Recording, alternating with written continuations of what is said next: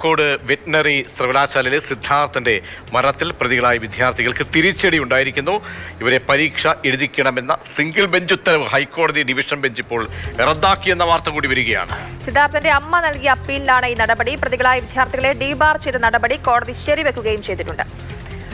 ബിനിൽ ചേരുന്നുണ്ട് വിശദാംശങ്ങൾ നൽകാൻ. ബിനിൽ, നേരത്തെ ഉണ്ടായിട്ടുള്ള സിംഗിൾ ബെഞ്ചിന്റെ വിധിക്ക് അപ്പുറത്തേക്ക് ഡിവിഷൻ ബെഞ്ച് ഈ ഡീബാർ ചെയ്തുകൊണ്ടുള്ള നടപടി ശരിവയ്ക്കുമ്പോൾ എന്ത് കാര്യങ്ങൾ ഗൗരവത്തോടു കൂടി കോടതി ഡിവിഷൻ ബെഞ്ച് പരിശോധിക്കുന്നുണ്ട്, നിർദ്ദേശങ്ങളായി വരുന്നുണ്ട്?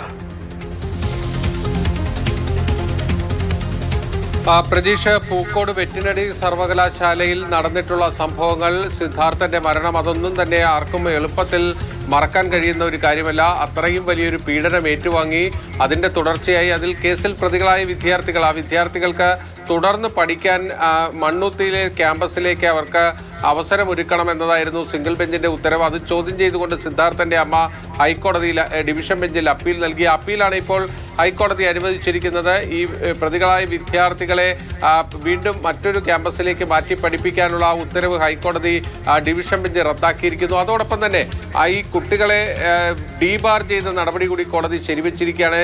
നേരത്തെയുള്ള സിംഗിൾ ബെഞ്ച് ഉത്തരവിന് ശേഷം ആന്റി റാഗിംഗ് കമ്മിറ്റി റിപ്പോർട്ടിന്റെ അടിസ്ഥാനത്തിൽ ഈ വിദ്യാർത്ഥികൾ, പ്രതികളായ വിദ്യാർത്ഥികളെ സർവകലാശാലയിൽ നിന്ന് പുറത്താക്കാനും അവരെ 3 വർഷത്തേക്ക് മാറ്റി നിർത്താനും മറ്റൊരു സർവകലാശാലയിലും അവർക്ക് ഇത്തരത്തിൽ വിദ്യാഭ്യാസം തുടരാൻ കഴിയാത്ത രീതിയിൽ അവരെ ഡീബാർ ചെയ്യാനുള്ള ഒരു നടപടി ഉണ്ടായിരുന്നു. ആ നടപടി കൂടി ഇപ്പോൾ ഹൈക്കോടതി ഡിവിഷൻ ബെഞ്ച് ശരിവെച്ചിരിക്കുകയാണ്. ബിനിൽ, അതേപോലെ തന്നെ ഈ ഒരു കോടതിയുടെ ഈ ഒരു നടപടി തീർച്ചയായും മാതൃകാപരമായ ഒന്നല്ലേ? കാരണം റാഗിംഗ് ഇതൊക്കെ ചെയ്തിട്ട് വളരെ സുഖമായി പുറത്തിറങ്ങാം, വീണ്ടും സാധാരണ രീതിയിൽ തന്നെ ജീവിക്കാം, പരീക്ഷ എഴുതാം, പഠിക്കാം, ഇതൊക്കെ തന്നെയായിരുന്നു എല്ലാവരുടെയും ചിന്ത. പക്ഷെ അതിനെയൊക്കെ തകർത്തുകൊണ്ടാണ് ഇപ്പോൾ ഈ ഒരു കോടതിയുടെ നടപടി, ഈ ഒരു ഡീബാർ ചെയ്ത നടപടിയെ കോടതി ശരിവെച്ചിരിക്കുന്നത്.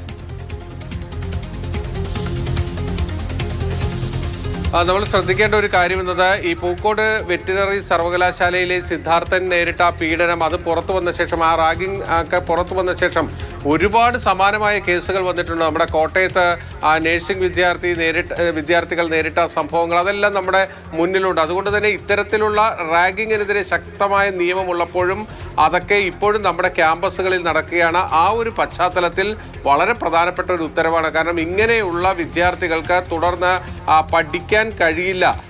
അക്കാര്യത്തിൽ മാതൃകാപരമായ ഒരു നടപടി തന്നെയാണ് ഹൈക്കോടതി ഡിവിഷൻ ബെഞ്ചിന്റെ ഭാഗത്ത് നിന്ന് വന്നിരിക്കുന്നതെന്ന് വേണമെന്ന് പറയാം.